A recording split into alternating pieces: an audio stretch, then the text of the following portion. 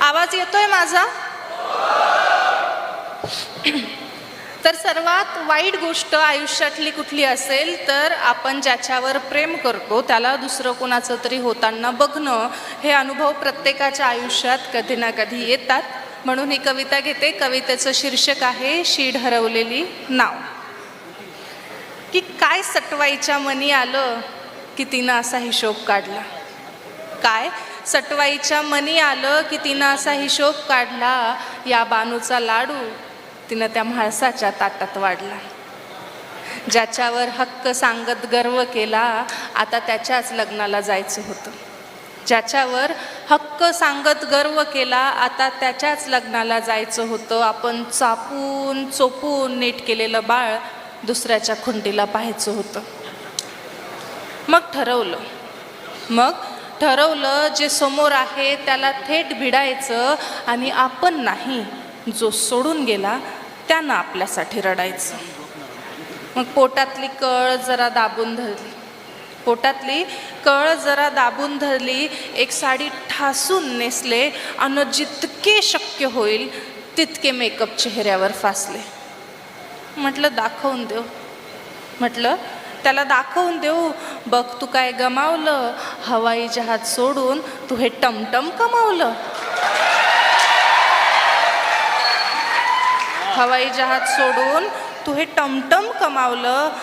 पण त्याला तिच्यासोबत पाहून मी कावरी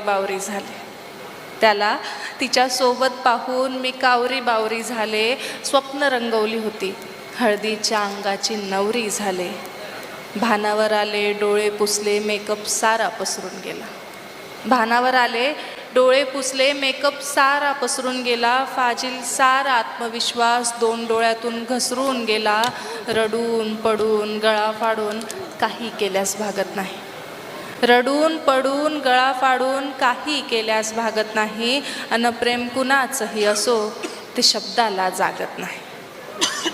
मग नजरेस नजर झाली, डोळे अजिबात हटत नव्हते आणि माझी ओळख करून देताना त्याला शब्दही फुटत नव्हते. मग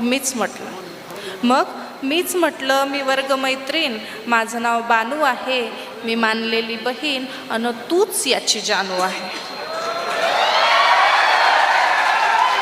मी मानलेली बहीण आणि तूच याची जानू आहे.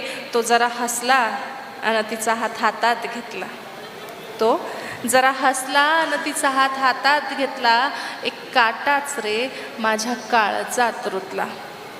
वेळ मारून नेण्यासाठी मला विचारतो ही कशी आहे. म्हटलं तुझ्यासारख्या गोल कपासाठी हीच योग्य बशी आहे.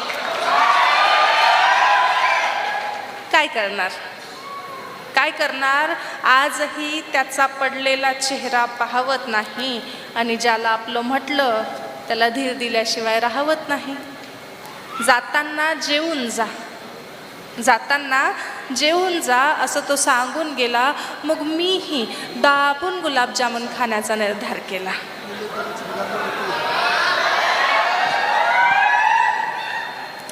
तो एक शेर आहे ना कि गम हम क्या करे गर वो हमें ना मिले. वाह म्हणा. कि गम हम क्या करे गर वो हमें ना मिले, गम तो वो करे जिन्हें हम ना मिले.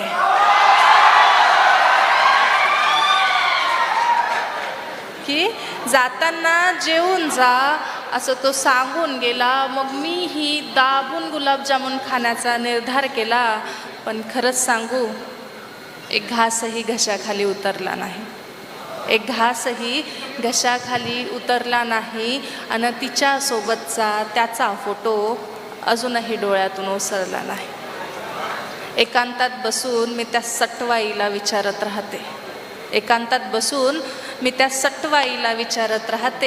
शीड हरवलेली नाव समुद्रात कुठं ग वाहते.